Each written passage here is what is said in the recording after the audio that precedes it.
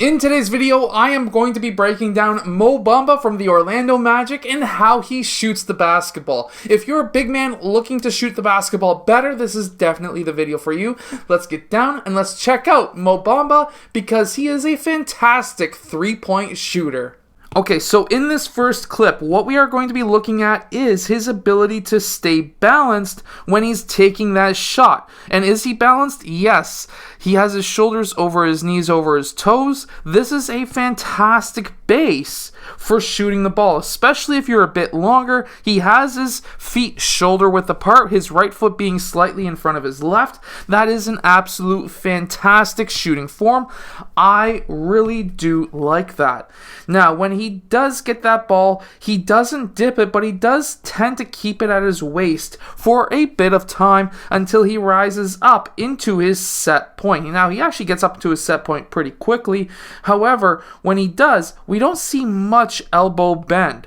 You really want to cut down on how much movement or extra movement that you have in your shot, and by doing this, you're going to be limiting any factors that come from moving your elbow a ton. Some players will dip the ball and get their arms straight and then rise up into their set point, bending their elbow at the same time. You don't really want to do that if you're a tall player or really anybody at all. By being able to raise that ball up into his set point without really bending his arm much at all until he gets past his shoulders, that's basically cutting down on any errors that could occur from that.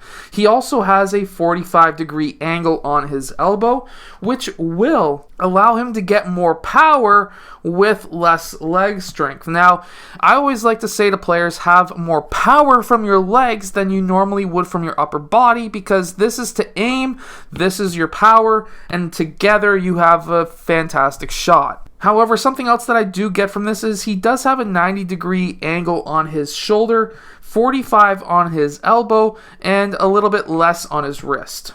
Something about his shot, however, is when he's shooting, he does tend to jump forward about a foot or maybe even a foot and a half. And this is sometimes troublesome for younger players because now they have to gauge how far away that rim is. And of course, jumping a whole foot forward will then affect your shot, because then if you jump maybe a foot and a half forward, you now need to take less power away from your shot so that you can make it. If you're going straight up and straight down instead of a foot forward, you now need to add more power to your shot, whether it be from your legs or arms. So by being consistent with how far forward you jump, like Mo Bamba is, that will be effective for him. He's probably taking a couple of hundred shots minimum per day, and that's going to allow him to be consistent as we see here. However, if you're younger and you're doing this jump forward, just try your best to jump straight up and straight down.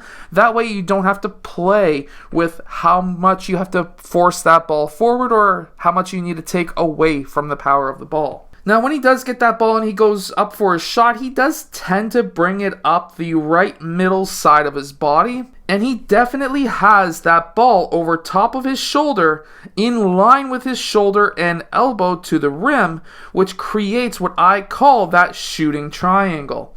Now, that shooting triangle will help anybody shoot the basketball better. Remember, some players do also need to tilt away from the net as well, and that's what we do see with Mo Bamba, is he does need to tilt away from the rim to get that arm in line.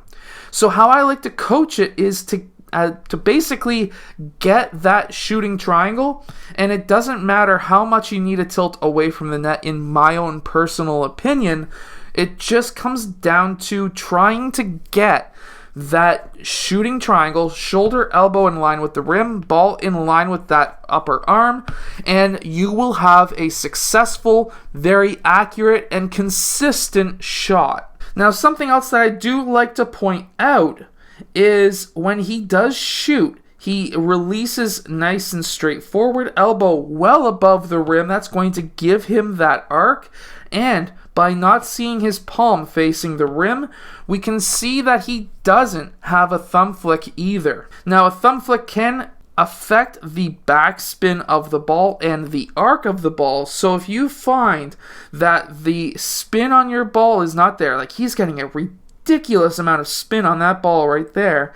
If you find that you're not getting any spin or much arc, and you keep on having your coach say, hey, get more spin on your shot or get more arc on your shot, usually it's a thumb flick. Really start working on your set shots very close in. They call it form shooting. Shoot from close in and really work on not having a thumb flick.